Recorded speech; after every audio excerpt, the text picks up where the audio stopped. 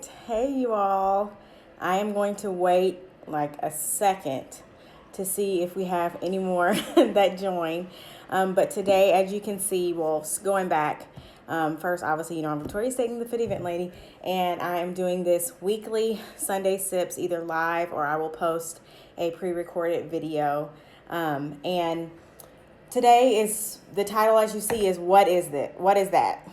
What about ingredients? So I did a poll on my Instagram and the Insta stories this week, and I was asking you all to tell me what you want me to talk about. Ingredients or meal prepping. Ingredients one, so obviously that's why I'm talking about it today.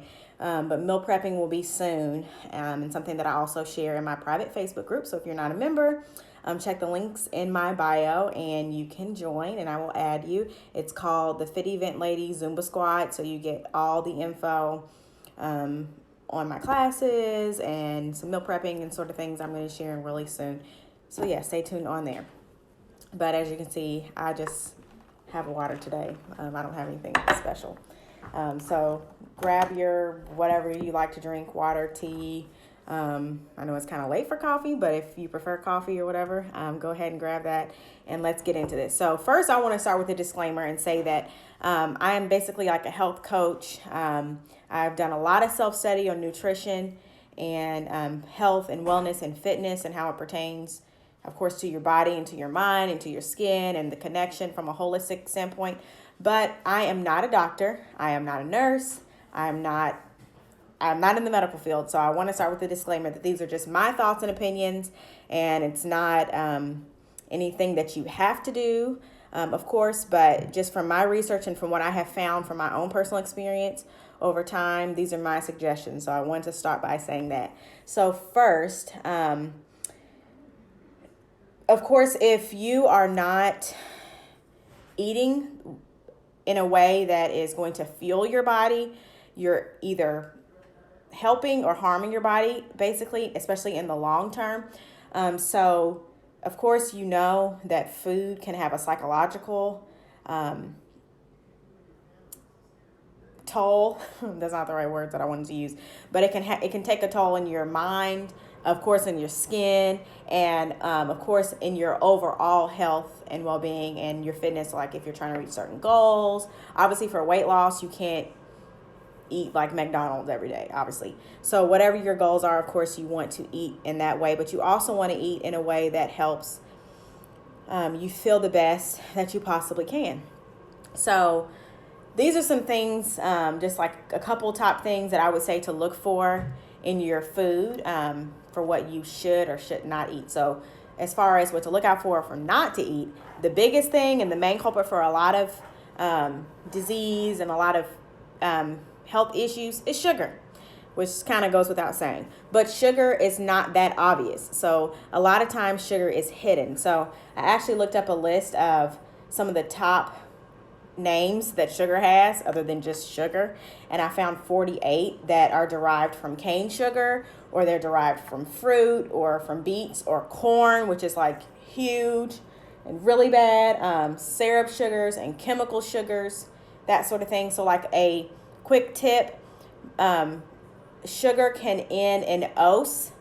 So if you see like glucose, dextrose, fructose, lactose, all those things, those are sugars that are chemical sugars that have been created. Other than, of course, like lactose, it's found in milk. That's kind of like a natural thing. But maltose, sucrose, all those things are chemical sugars that your body is eventually going to have a negative effect on your body. So those are some things. And then some commonly used names for sugar, like white sugar, cane sugar, barley sugar, invert sugar, like confectionery sugar, that sort of thing.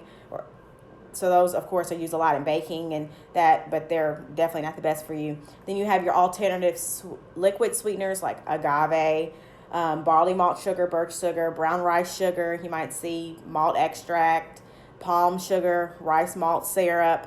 A lot of syrups, those sort of things are alternative sugars. And then, okay, so with corn, of course, everyone knows high fructose corn syrup. And if you don't know of that, then look out for it. It's a major one. Corn is actually one of the most GMO foods, which is GMO. If you don't know about that, that means genetically modified organism.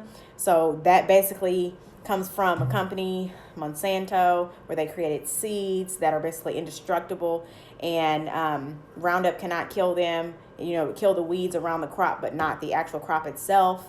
And companies have then produced it and worked with it to create a liquid that is put in a lot of things to make them more addictive and make them taste better and just harder to kick. So sugar is one thing that you should definitely look at everything that you buy and look at the label and read those labels and find where the sugar is hiding. So either it might be obvious, like a fructose or a high fructose corn syrup, something like that, or sucralose, but it could also be very well hidden. So keep that in mind. If you can't pronounce the word, a lot of times that's a sugar substitute, and it's another great thing to go by. Like if you can't pronounce it, then you shouldn't eat it. So look out for that, of course. And then I would say a couple other tips.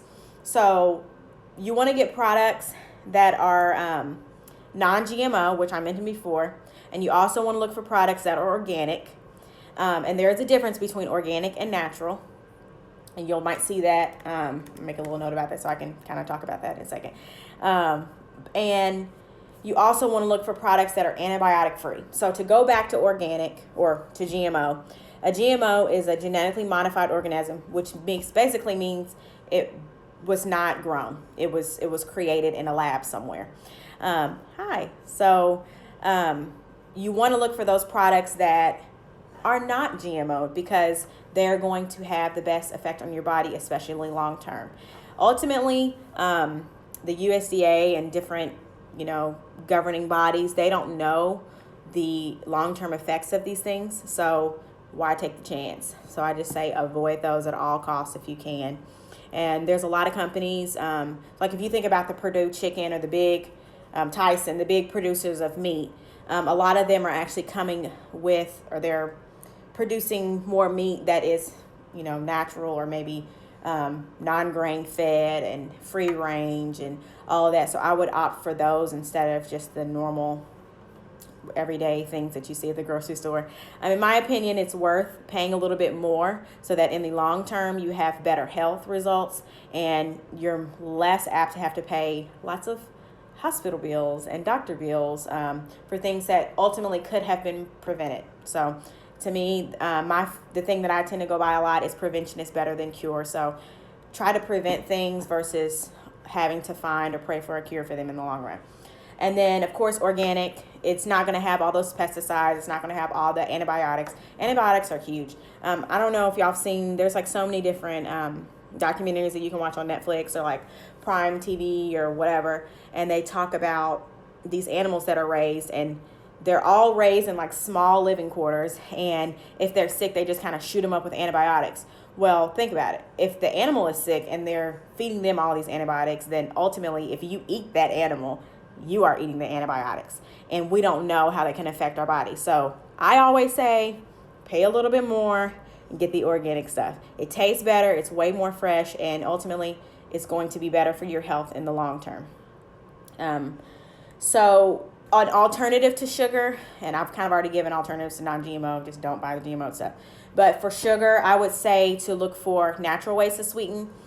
So just to mention, obviously I'm an Arbonne consultant. I absolutely love their products. They're vegan. Arbonne has a promise where they ban over 2,000 ingredients. So Arbonne actually goes by the European Union standard of food instead of the US standard.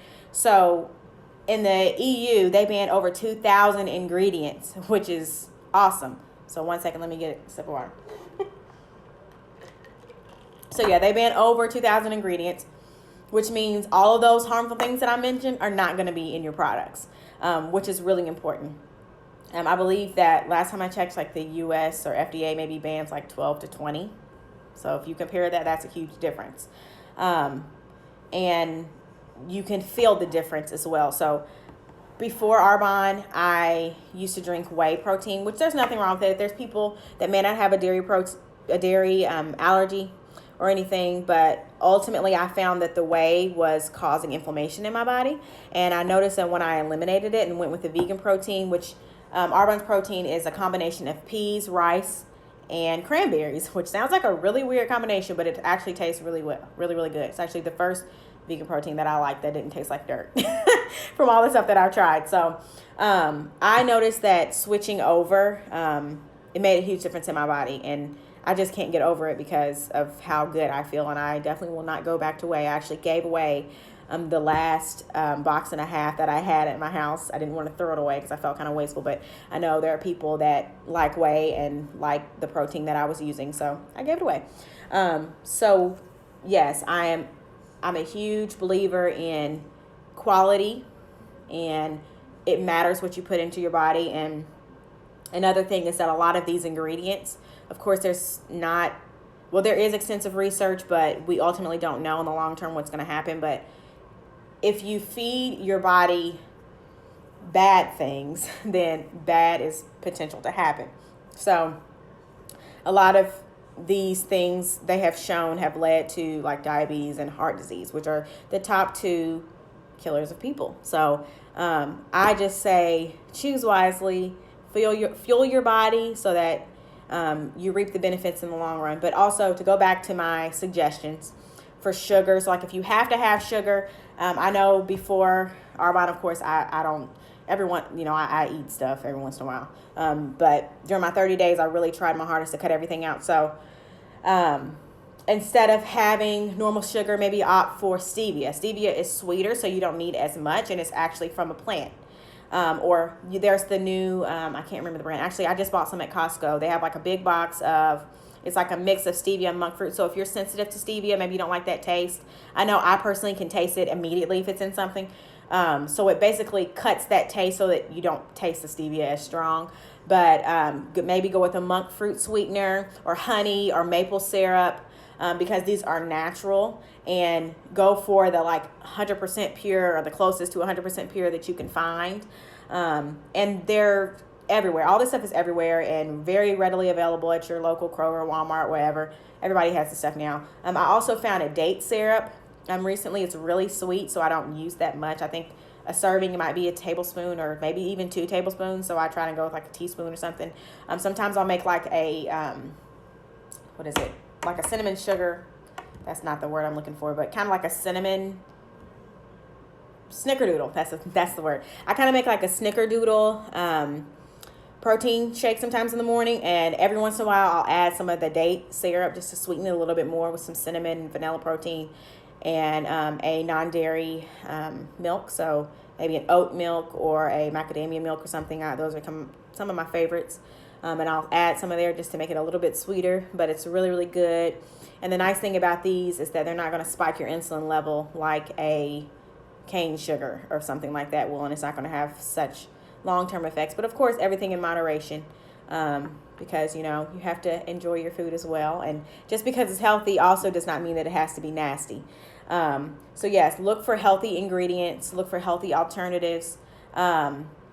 Also, another thing that I would say to watch is salt.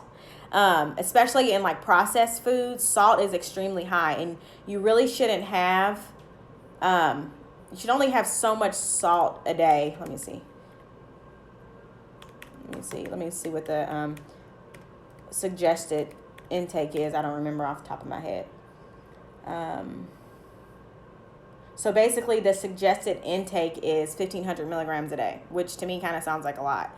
So I would suggest that you, of course, cook your own food. And if you're opting for whatever salt, I would say to opt for sea salt. There is a sea salt that you can purchase on Amazon, and I will find it and share it. I believe it's like Celtic sea salt. It's supposed to be like the best, and it has the most minerals and vitamins in it. I would suggest that, or pink Himalayan sea salt, and that's the one that I actually use. And I actually purchased mine at Costco. I'm a big Costco person, so it's a big container for like $6, and I just pinch at it. So as I cook, I just pinch, and I use that. Also, I just thought of it. Another thing to look for in ingredients are the oils. So some oils that I personally avoid: canola oil, vegetable oil, like the worst. It's funny, you would think that it's actually good for you because vegetables, but it's just, they're tricking you on that one. Vegetable oil is horrible. And the two that I cook with the most are extra virgin olive oil, organic preferred. Okay, so the brand of the sea salt, I believe it's ℒ𝒨𝒃, but I will post it to my IG stories after this.